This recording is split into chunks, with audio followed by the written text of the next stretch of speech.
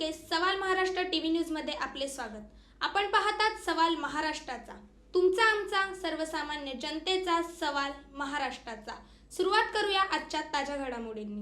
नवी मुंबई महानगरपालिकेची निवडणूक ही पहिल्यांदाच प्रभाग निहाय त्या ठिकाणी होते आहे आणि त्यामुळे हे थोडं नवल होतं आमच्यासाठी।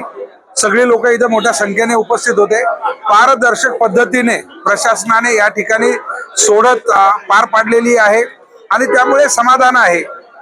कुठल्याही प्रकारे ह्या रिझर्वेशनचा याच्यावर फार मोठा असा परिणाम होत नाही। त्यामुळे प्रत्येक जो इच्छुक उमेदवार आहे तो त्या ठिकाणी खुश आहे। त्याला कुठेही आपल्याला अशा प्रकारे नाराजी नाहीये।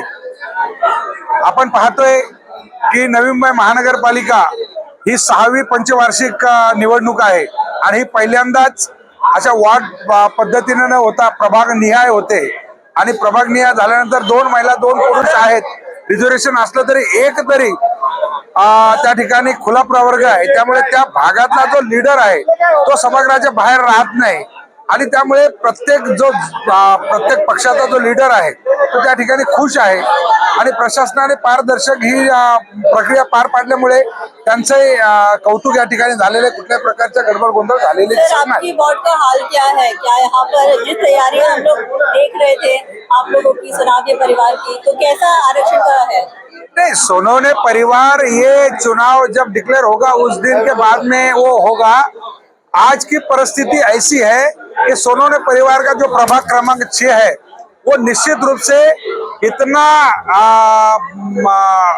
कॉम्पैक्ट है, जैसे कि हमारा प्रभाग क्रमांक 20, 19 और 20 और प्रभाग क्रमांक 26 ये मिलकर एक पैनल हुआ है और वो पैनल हमारा कॉम्पैक्ट है, घर का पैनल है और इसमें बहुत अच्छी तरीके से एक एससी है, एक एसटी है, एक ओबीसी है, एक सर्वसाधारण महिला है।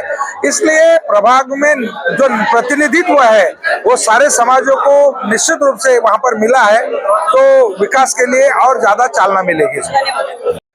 संपूर्ण महाराष्ट्रातील ताज्या घडामोडी जाणून घेण्यासाठी सवाल महाराष्ट्राला सबस्क्राइब करा आणि दाबा बेल आयकॉन आमच्या रोजच्या अपडेट्स पाहण्यासाठी। धन्यवाद।